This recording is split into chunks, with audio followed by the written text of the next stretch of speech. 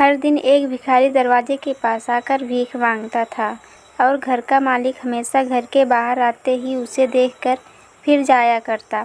कई बार उसके लिए गालियाँ भी बकता।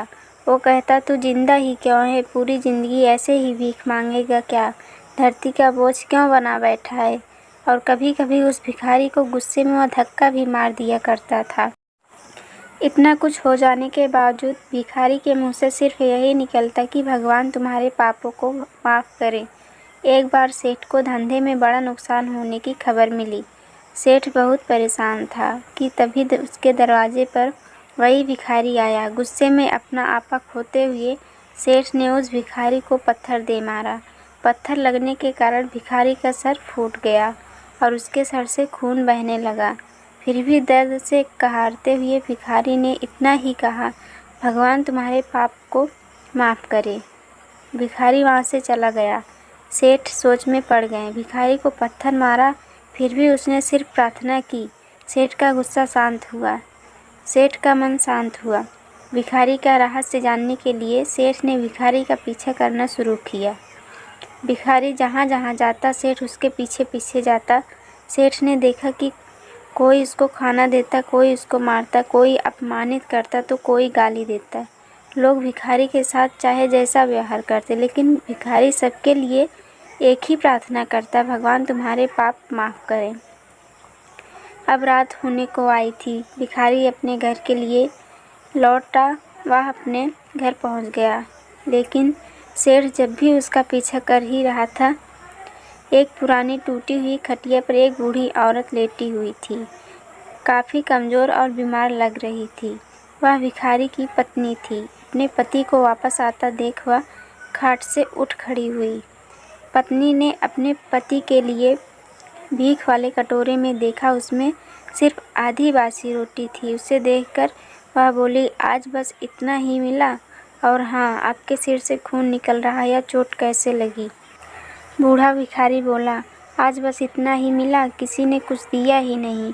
सब ने गालियाँ दी और एक पत्थर भी फेंकना, इसीलिए मेरा सर फट गया। एक गहरी सांस लेकर बूढ़ा भिखारी बोला, यह मेरे ही पापों का फल है। तुम्हें याद है कुछ सालों पहले हम कितने अमीर थे? क्या कुछ नहीं था हमारे पास? हमारे पास हर चीज़ ज़रूरत से ज़्यादा थी, लेकिन हमने कभी दान नहीं किया। और उससे भी बुरा हमने उस अंधे भिखारी के साथ किया जो हमारे द्वार पर भीख मांगने आया करता था। बूढ़ी पत्नी की आंखों में आंसू आ गए।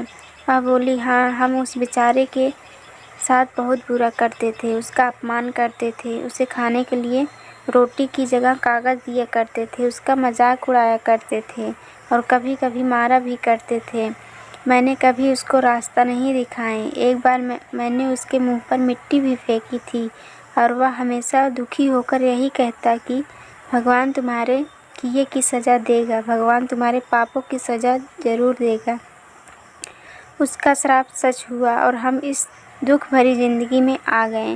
भिखारी बोला, हाँ, उसका श्राप सच हुआ, इसीलिए मैं किसी को बद्दुआ नहीं देता, चाहे कोई मेरे साथ कैसा भी बर्ताव करे। मैं हमेशा उसके लिए प्रार्थना करता हूँ। मैं नहीं चाहता कि कोई भी हमारे साथ हमारे जैसे ज़िंदगी का अनुभव करे, किसी को भी हमारे जैसे दुखों का सामना करना पड़े। वो नहीं जानते कि वह कितना बड़ा पाप कर रहे हैं, इसीलिए अनजाने में हुए पाप की ऐसी सज़ा किसी को भी ना मिले। मैं नहीं चाहता। सेठ वहीं पर छुपकर सारी बातें सुन रहा था। अब उसे सब कुछ समझ में आ गया था। भिखारी और उसकी पत्नी ने वह आधी रोटी मिल बांटकर खाए और भगवान को धन्यवाद बोलकर सो गए। अगले दिन भिखारी फिर से भीख मांगने गया। सेठ के घर के पास जाते हैं सेठ ने पहले से गर्म रोटी या उसके लिए दाल निकाल कर रखी थी। उसे देते हुए सेठ विनम्रता से बोला, माफ़ कर दीजिए बाबा, उसे बहुत बड़ी गलती हो गई है मुझसे। बूढ़ा भिखारी बोला, भगवान तेरा भला करे। इतना कहकर वह आगे निकल गया। तो दोस्तों, उम्मीद करती हूँ आपको ये वीडियो ज़रूर पसंद आई होगी। हमारे वीडियो को लाइक, शेयर और चैनल को सब्सक्राइब ज़रूर करना।